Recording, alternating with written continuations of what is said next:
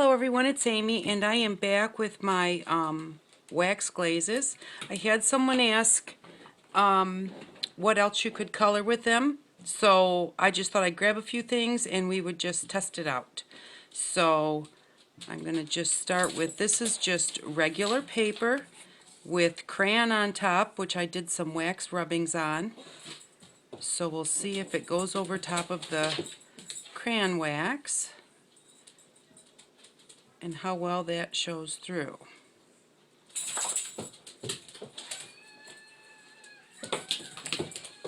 Seems to be working very well.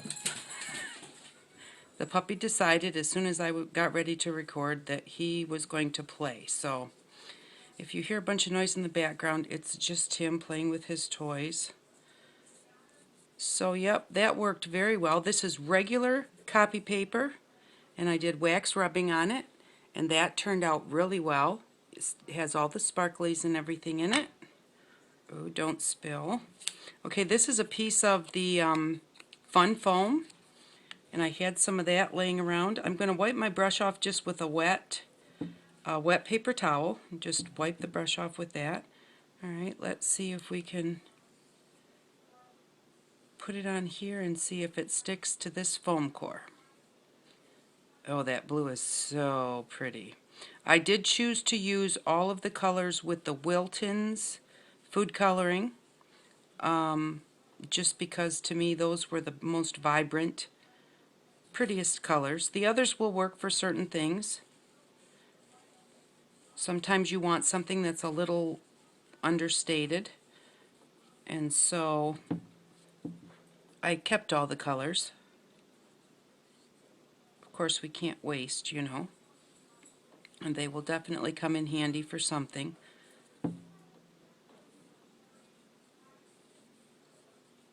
This seems to be going on here very well.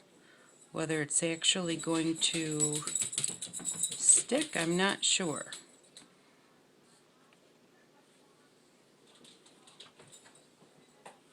Okay, I think what I'm going to do with this one is let it sit for a few minutes and then wipe it off and buff it and see how it looks.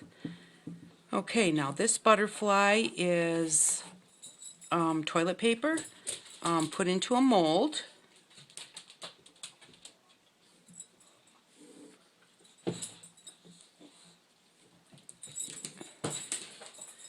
And it just soaks right into that, of course. Anything would.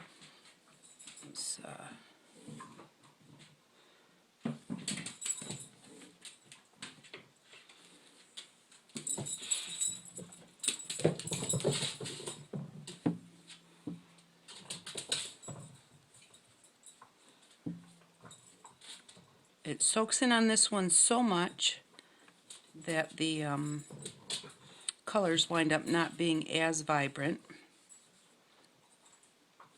But we'll see in the end whether it gets a sparkle. Now, also possibly because this is a wax, and I could have tried sealing this first, but because this is a wax, we may be able to put on one coat, let it dry, and then put on another coat, and the first coat would act as a resist, but it is coloring it very nicely. And I can see some of the mica powder sparkle on it. You probably can't see it from there, but I will show you at the end. I apologize about the darkness of the video, but I've been trying to get to this all day and just have not had a chance. And I thought I would do it right now before I forgot. So let's try some orange on the bottom here.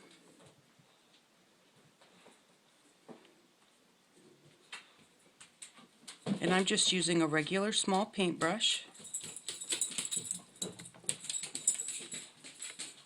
And that seems to work fairly well. I wasn't sure exactly what I wanted to use with this because I didn't want to soak up a whole lot of it. And there we go. Okay, we've got that on there. There's some sparkle on the wings, and it does really, it took the color very nicely. So This one is polymer clay. Let's do the turtle. This one's polymer clay that has been baked already. So let's see what happens with that. If it soaks in enough, sticks, I guess. That's what we're looking for. I like the way that that has gone into the ridges and left darker colors and lighter colors. These were just a few things that I, just like scraps that I grabbed around my room. So like this turtle is not, he hasn't been trimmed. He's got extra polymer clay around here, so we'll just paint the whole thing. A lot of times I leave that little bit of no, Oliver. I'm not paying attention to him. So sometimes I leave that little bit of extra like this, and because then if I put it into a project, I put my whatever I'm putting it into over top of this, and let's put a little bit of brown on the in with the green. Let's see how that mixes together.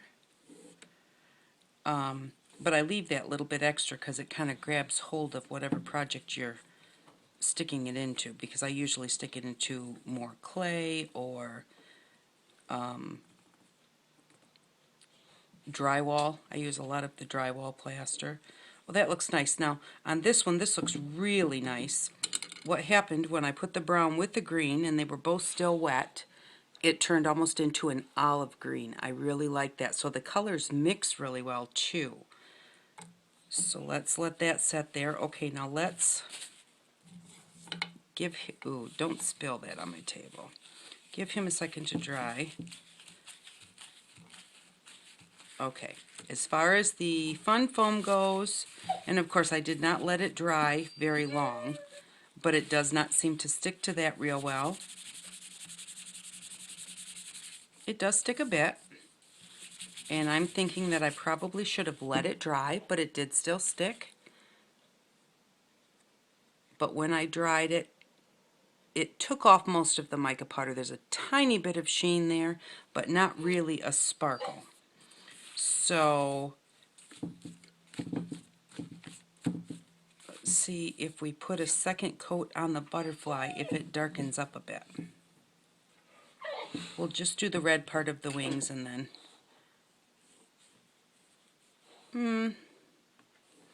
it doesn't really seem to be becoming super vibrant. It's pretty much the same as the other side still. So if it's something that it's going to soak into, it does lighten your colors a little bit.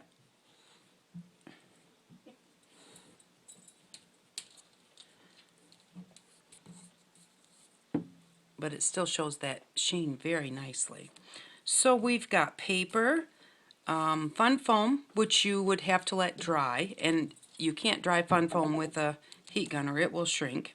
We have polymer clay, which also, I think anything that does not have a porous surface, you're going to have to let it sit and dry. And I know that like on the wax bottle it says it takes 10 minutes for it to dry. And this is probably thicker than what you'd put it on your floor, so it may take a little longer than that. But I think if you let it dry, once it was dry, you could buff it a little bit for more shine, and that would work. I'm going to go ahead and I'm going to put some of this back on here, and I'm going to let it dry while we have dinner and see if that changes at all. So I'll put this, I think what I'll do is I'll just put some here, like that, leave that corner. I'll put some of the blue here. And after Papa and I have dinner, then I will wipe it off and see how it turns out, and put just a little snippet at the end of the video here to show you how it turned out, if I get a chance. So, alrighty. So there we go. We'll let that dry. And so those are some of the things that you can color with it. Regular paper, fun foam. Oh, here's a little inchy I was working on. This is cardstock.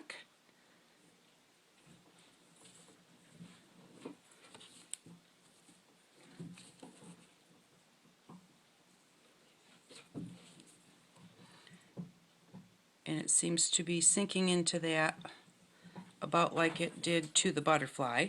Any kind of paper it seems to be sinking into.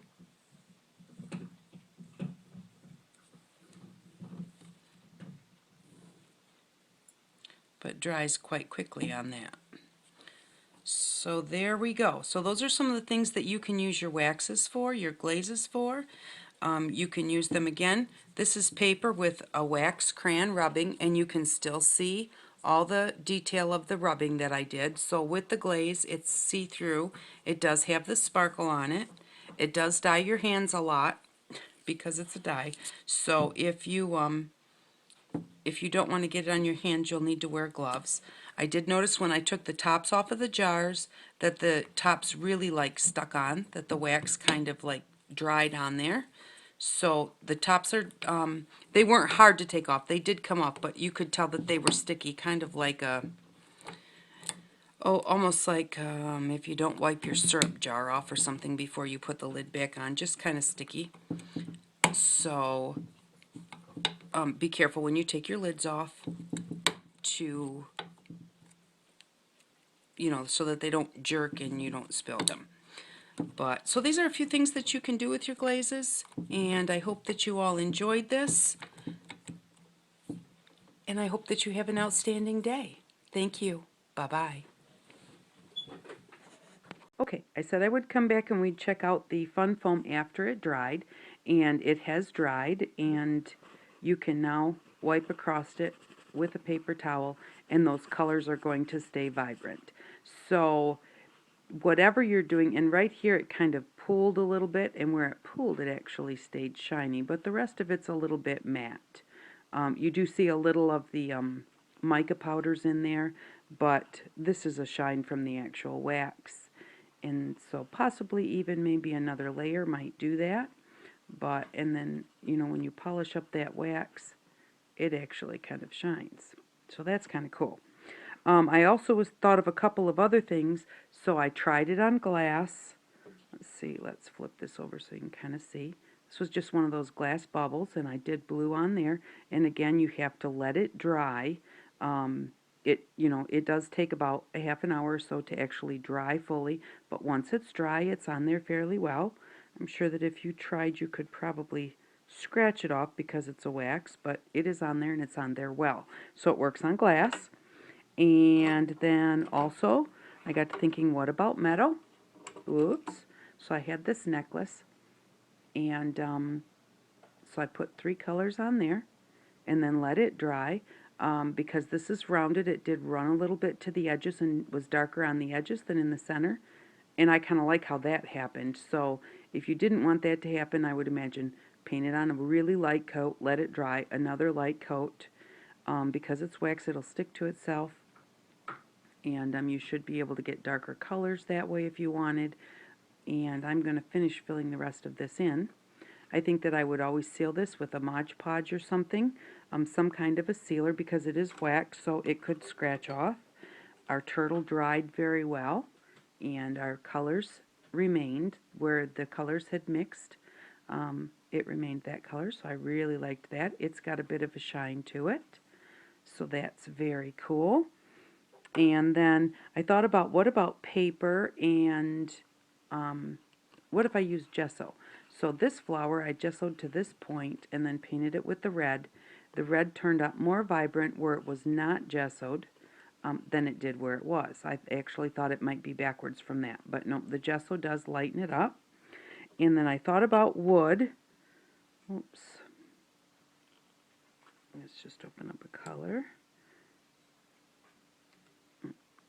I forgot to,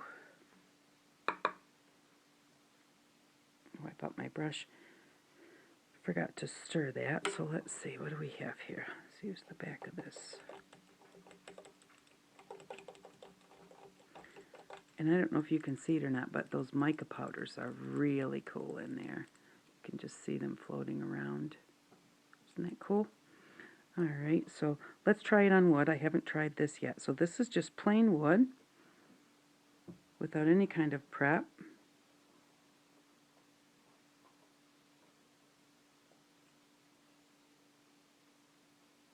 And And that seems to be working very well. That orange is staying very vibrant. You are going to want to, if you have bubbles in it from stirring it or shaking it, make sure that you take those bubbles off, because those bubbles will kind of like stay there. So that is the wood without anything on it. And then I gessoed a piece of wood to see how it would work on that. And it doesn't seem to be sinking in as much, of course, which is what gesso is for. It's like a primer. Well, it really is a primer. It's just an artist primer.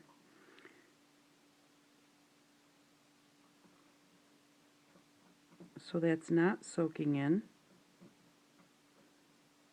but it is staying there very nicely. So the difference, a little darker on the non-primed than on the primed. This is the gesso and this is the non-gesso. So it works on wood, metal, polymer clay, paper, whether it's regular or gessoed, glass, fun foam. So you just have to remember to let it dry before you do anything with it. And once it dries, it's on there, and it's on there well. So now we've got this little heart. It has a drip on it, so we're just going to turn that heart orange. And even though that was the heart that had the rubbings on it, the crayon rubbings, and even though I've now put a second coat, or even possibly a third, I'm not sure if we had put a second coat of red on there or not. It's making it curl. But even with painting that extra coat on there, it is still, you can still see the design underneath of it.